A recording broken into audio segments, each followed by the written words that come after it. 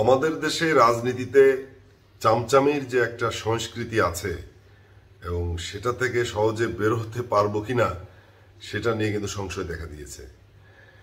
এই যে উপদেষ্টা পরিষদ গঠন হওয়ার সাথে সাথে দেখলাম যে আজকের পত্রিকাগুলোতে যারা এর আগে সরকারের সঙ্গে মানে খুবই ওতপ্রোতভাবে জড়িত ছিল এরকম তারা সহ বিভিন্ন প্রতিষ্ঠান পত্রিকায় বিজ্ঞাপন আকারে অভিনন্দন জানিয়েছে প্রধান উপদেষ্টা ডক্টর মোহাম্মদ ইউনূসকে।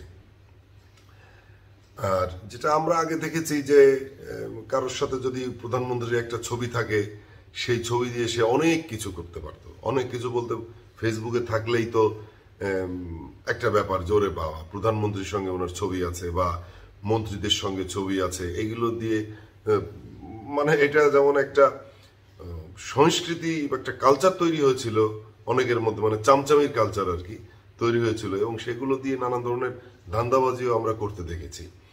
তো একটা জিনিস খুবই ভালো লাগলো যেটা বাংলাদেশের রাজনীতিতে এর আগে দেখিনি।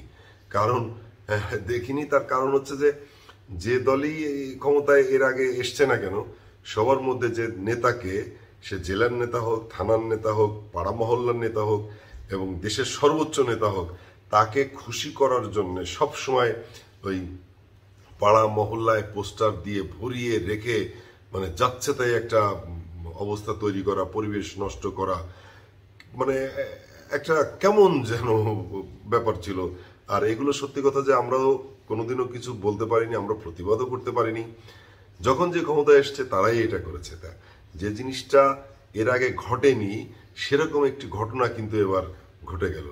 আজকে প্রধান উপদেষ্টার কার্যালয় থেকে একটা সংবাদ বিজ্ঞপ্তিতে বলা হয়েছে যে প্রধান উপদেষ্টার ছবি দিয়ে কেউ কোনো কিছু অভিনন্দন বা এই ধরনের কিছু জানাতে পারবে না। মানে এটা খুবই একটা পজিটিভ ব্যাপার, এরকমই আসলে হওয়া উচিত। তো এই ব্যাপারটা আমরা আগে কখনোই দেখিনি। এমনকি যে পাড়া মহল্লার যারা নেতা তারাও তাদের নিচে ছোট করে ছবি দিয়ে, তার একটু বড় করে তার নেতার ছবি, তার একটু বড় দিয়ে থানার নেতার ছবি, তার একটু বড় দিয়ে জেলার নেতা, তার একটু বড় দিয়ে দেশের নেতা দিয়ে আমরা এরকম চামচামি করতে দেখেছি। তো এই চামচামির রাজনীতিটা বন্ধ হোক, চামচামিটা বন্ধ হোক, সবাই সবার কাজ করুক, কোনো চামচামির তো দরকার নেই। চামচামি করার কি আছে, আমি আমার কাজ করব, যার কাজ সে ঠিক মতো করলেই তো হচ্ছে।